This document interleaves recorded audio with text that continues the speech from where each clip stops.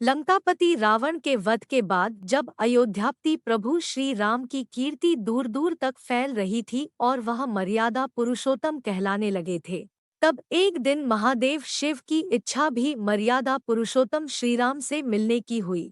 पार्वती जी को संग लेकर महादेव कैलाश पर्वत से उतरकर अयोध्या नगरी के रास्ते पर चल पड़े। भगवान शिव और मां पार्वती को अयोध्या आया देखकर श्री सीताराम जी बहुत खुश हुए।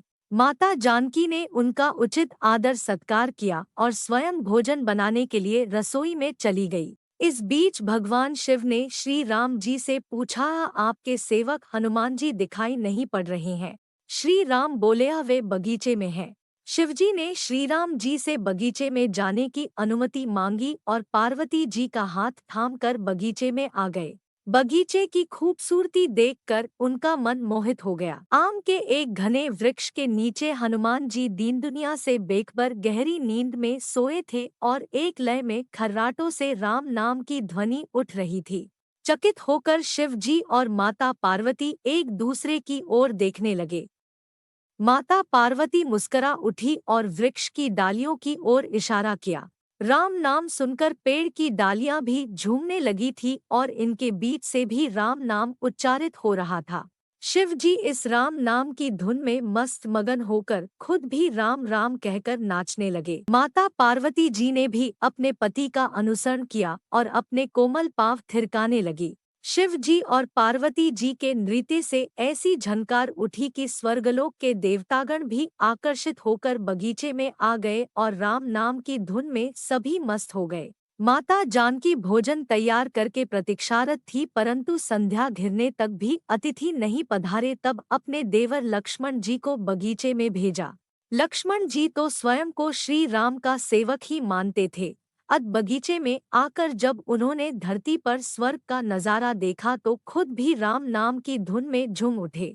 महल में माता जानकी परेशान हो रही थी कि अभी तक भोजन ग्रहण करने कोई भी क्यों नहीं आया। उन्होंने श्री राम जी से कहा, भोजन ठंडा हो रहा है, चलिए हम ही जाकर बगीचे में से सभी को ले लाएं। जब सीताराम जी बगीचे में गए तो वहां राम नाम की धूम मची हुई थी।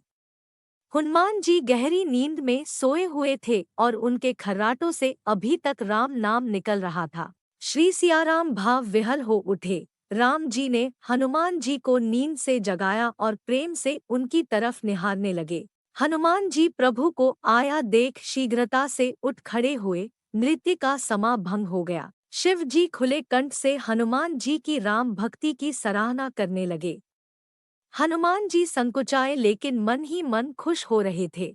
श्री सियाराम ने भोजन करने का आग्रह भगवान शिव जी से किया और सभी लोग महल में भोजन करने के लिए चल पड़े। माता जानकी भोजन परोसने लगी। आज श्री राम के आदेश से पहले भोजन करना पड़ रहा था।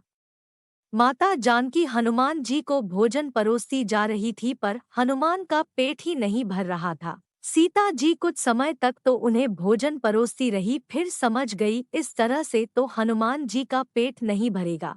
उन्होंने तुलसी के एक पत्ते पर राम नाम लिखा और भोजन के साथ हनुमान जी को परोस दिया। तुलसी पत्र खाते ही हनुमान जी को संतुष्टि मिली और वह भोजन खाकर उठ खड़े हुए। भगवान शिव ने प्रसन्न होकर हनुमान जी को आशीर्वाद दिया कि आपकी राम भक्ति युगों युगों तक याद की जाएगी और आप संकट मोचन कहलाएंगे। संकट हरै मिटै सब पीरा, जो सुमिरै हनुमत बलबीरा।